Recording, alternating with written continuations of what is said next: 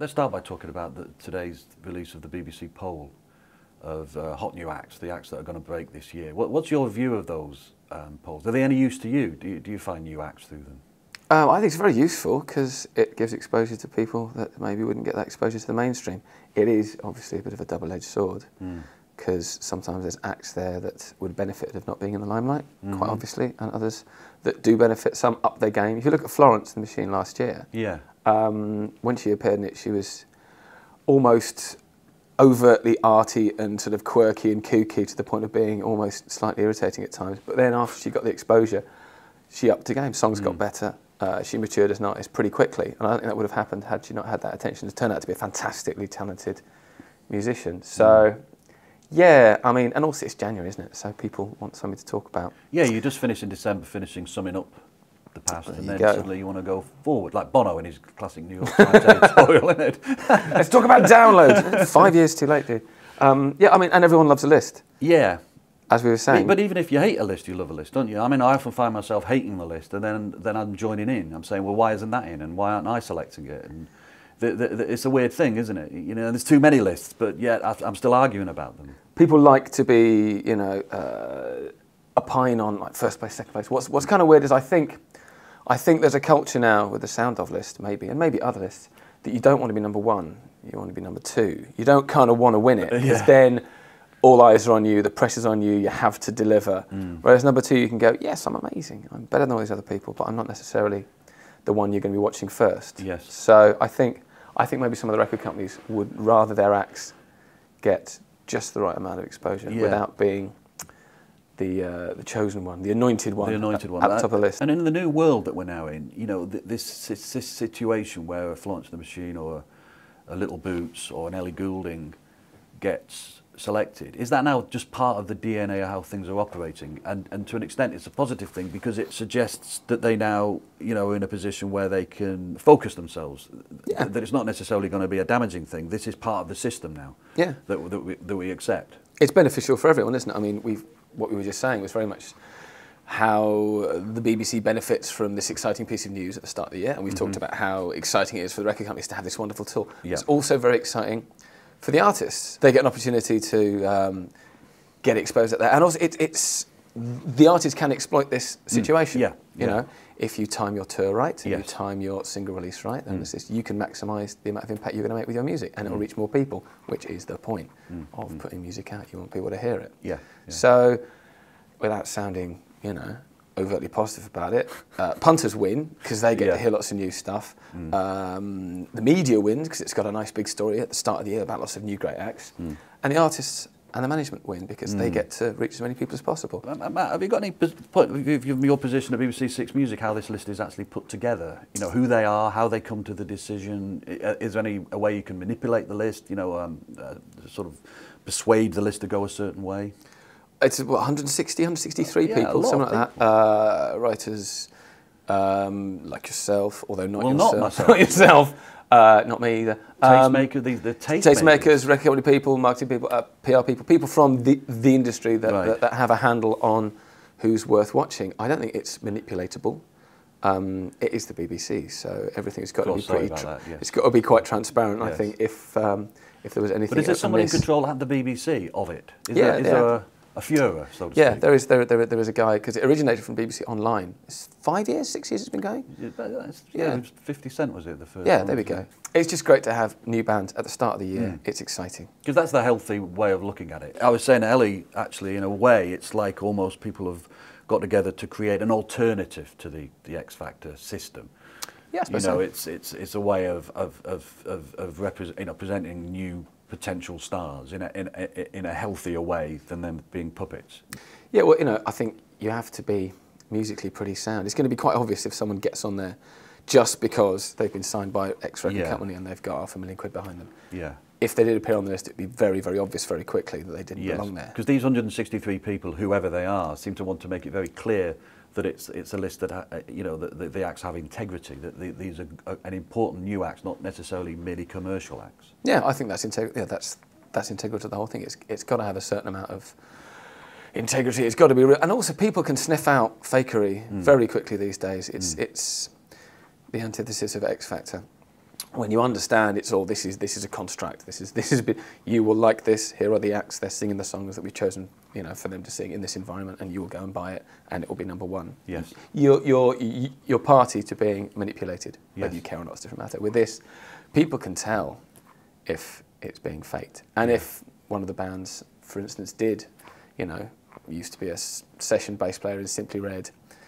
10 years ago, that would have been kept secret. Now, people will find that out because of the access to information they've got. So yes. it has to be, it's got to be kosher, it's got to be straight. With the record industry, you know, having to develop new ways of promoting their bands, has this kind of list become a new way that they can hype a band? Hype's a funny word. I mean, I don't know if this is a hype list. Hype should come from something less tangible than being voted the top. The act with the top sort of potential for that year, voted for by people that may have a vested interest or people in the industry, which is great because it brings a certain validity to the list. But also, at the other hand, hype should be slightly more ethereal, kind of exciting, spontaneous. Hype implies a certain lawlessness and being out of control and being quite reckless with your immediate future. That doesn't happen if you've just been stuck on the list. I guess because also it becomes part of the business plan. This exactly. kind of thing always used to go on. Record labels had their priority acts, but it's almost like they're making it known what their priority acts are. There you go. Yeah, so, which has always happened, and that's great, and you know, often record companies get it right. They often get it wrong, but that's a different thing, I think, to being hyped. Yeah. The band you were in, Menswear, I never quite knew how to pronounce it. Have I done it? It's just Menswear. You sure? I always go for Menswear, I don't know why. In a way, you had an equivalent thing. I mean, you had this moment yourselves where you were kind of on an abstract list, if you like, of things about to make it, and you know, you were on top of the pops before you had a record out. You know, covers of magazines, and so in a way, you were the equivalent of the anointed ones in the mid-90s, weren't you? That was hype from the minute that. I mean, I'd come from like being in bands when I was a sort of teenager, younger than that, and it was always about getting a record deal. It was this massive, untouchable thing. You know, that's always been the way with record deals. And I remember going to the first rehearsal with Menswear and the bass player going, yeah, well, we're going to be signed like in a couple of months. Yeah. So, what is it going to happen? Yeah, it's just going to happen. That's just what's going to happen because it's all ready to go. The band looked fantastic. There was a very strong image. We hung out at the right places and everyone got very excited about it and went a bit mad. Yeah. Probably spent more time writing better songs. So where did the confidence of that happening come from then? That's a good question. I don't know. Youth, stupidity, booze. It all kind of happened very easily and all happened very, very quickly. The first, I am quite proud of bits of it because it was it's Menswear have kind of become almost the shorthand for a band that gets ridiculously hyped and then disappears and weren't very good. In hindsight, it's kind of nice to be that kind of footnote. Yeah. Rather go out in a, because to quote John Bon Jovi, a blaze of glory. You had a sort of really funny list now of bands that never quite work. I mean, I've seen you described as Britpop's North Side, for instance, and kind of a lot of bands, even more obscure bands that you kind North Side, North. Yeah, can I take? Yeah, I think we were better than North Side. You're fighting back now. Yeah, I'm just sort of going. No, we were better than North Side. Yeah. Has it also given you a kind of empathy over the years, looking at bands that have had an equivalent setup, if you like, and then it doesn't happen for them, and sympathising with the misery it must be when they seem to be, you know, golden boys, and the next minute they're completely, you know, exiled. Yeah, I used to know The Darkness quite well, which is an interesting example. In fact, I still see them about a little bit. And that was the closest thing, or that was much more successful, that I'd seen in recent times. Does anyone even talk about them anymore? It's like they didn't exist. It's like they've been some sort of Stalinist, they've just been painted out of rock history completely. Wasn't it 15 million records or something they sold internationally? Seeing them in arenas. And like they played Wembley Arena like 3 times or something stupid like that. And then that was just gone, second record, just gone. So I remember seeing that happen and watching from the outside how a band can go from, I used to think they were great when they first started, a fantastic band, incredible rock songs. And watching how quickly, firstly, how obvious it was from very, very early on, which maybe Menswear was the same, you just go, this is going to be huge. Yes. The charisma is massive. This is just going to go right off. Yeah. Seatbelts on, strap in. And what is that obviousness? Is it just everything seems to be heading in the right direction and no one's doubting it at all? Yeah, it's that. It's the hype thing, isn't it? When the kind of shutters come down. Yeah. the excitement. Also, people want bands like that. People want bands to be excited about. So the hype's not just generated by the band, it's generated by music lovers who really, you know, how excited people were when the Strokes came out, how fucking thrilled they were that there was a band that looked fantastic, sounded fantastic, had all the right influences, looked like a gang, they were petulant and stroppy, and God, that's great. I love that. I'm just excited about the idea they exist. But in a way, is there an equivalent sort of warning in a way to what happened to you, to what can happen now, in the sense that by the very nature of everyone suddenly looking to you, it completely destroyed any potential for the group to actually become the group it might have become without it? Or is that not relevant? I think with Menswear, it kind of destroyed itself, really. I don't think there was any... we weren't really aware of what was going on around it. We just took it all for granted. We thought it was perfectly normal and almost expected that we should be on the cover of the Melody Maker now, before we have a single out, and we should go on top of the pops before we have a single out, because we're great. And the first 3 songs that we wrote were the first 3 singles in order. That was just the way it was.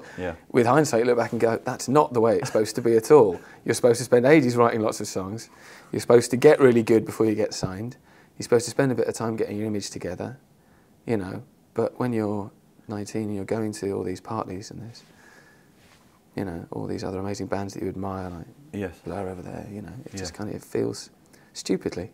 So in a way, these lists and these polls that we're surrounded with now, they're possibly an attempt to recreate those great moments of, you know, like early 2000, it seemed to have dissipated to such an extent, and then something like the Strokes reminds us that it is still possible for something new to come along and set the world on fire. And this year it's Ellie, you know, it sort of goes out before Arms Out and wins an award at a massive music ceremony. But does that break the DNA though, or is it just an inevitability? I.e., as soon as it's done, it makes it mainstream, when in fact the point of it was that it wasn't mainstream. Oh God, it's getting really postmodern, this music industry, isn't it? The fact, I don't know, because there's always going to be stuff. Okay, so if Florence and the Machine used to be edgy, now she's mainstream. Well, there's going to be another edge further beyond there of an edgier band. So then they become the edgy. And if actually we love them, we love School of Language, fantastic. So they get brought into the mainstream, but there'll be someone even edgier than that, and it will just, rather than this self-replicating alternative. Aura around the music industry of the weird stuff and the strange stuff. It's just constantly expanding all the time, which is good. So what is the overall goodness of where we are now? Because in one sense, a way of looking at it is there's just an incredible glut of pop music. It's everywhere you look. It's in the mainstream. It's the world itself almost. Is that necessarily a good thing, or is it in the end the final removal of any meaning there ever actually was in the music, because it just is now Doris Day? Everything is Doris Day. Even if it's Animal Collective, it's Doris Day. Everything is mainstream. Everything is available to everyone. It's an odd point, isn't it? On the one hand, I suppose labels and scenes make it easier to attach meaning. It's easier to access stuff. If you go, well, if I like them, then I like them. But the beauty of music has always been, or to get the most out of music, you know, you have to have an open mind and be as eclectic in your taste as possible. It's people like your job to put signposts up, not tell people what to listen to, but if you love Florence, then she loves these artists, go and check those out. Or if you love the XX, then you know, their support band is so-and-so, they're really good as well. People can find them for themselves, obviously, but the media still has a role in kind of directing people a little bit. That sounds terribly patronising. No, but it's interesting, because whereas once there was a sense that there was an ideological or a social purpose to music being new, original and different, now it seems to be there's much more of a commercial, like you said about the alternative becoming the mainstream. What do you mean?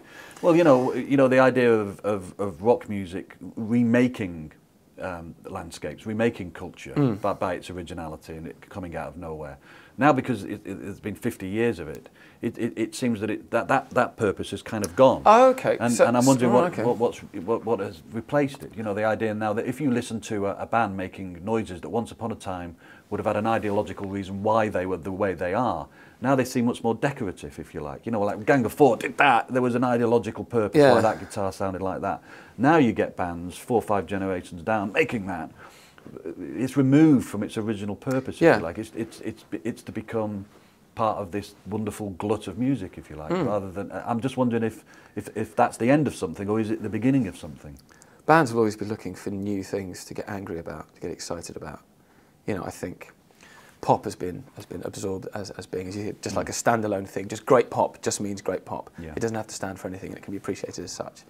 But I think I don't think there's going to be another punk moment. I don't think there's going to be another Summer of Love, acid moment. I don't think that's going to happen, because that requires the movement and the genres, the barriers of which, as we said, have sort of disappeared. But I still think it's possible for people to get emotionally involved and find something in music. We were talking about Britpop. Look at the Blur reunions over summer.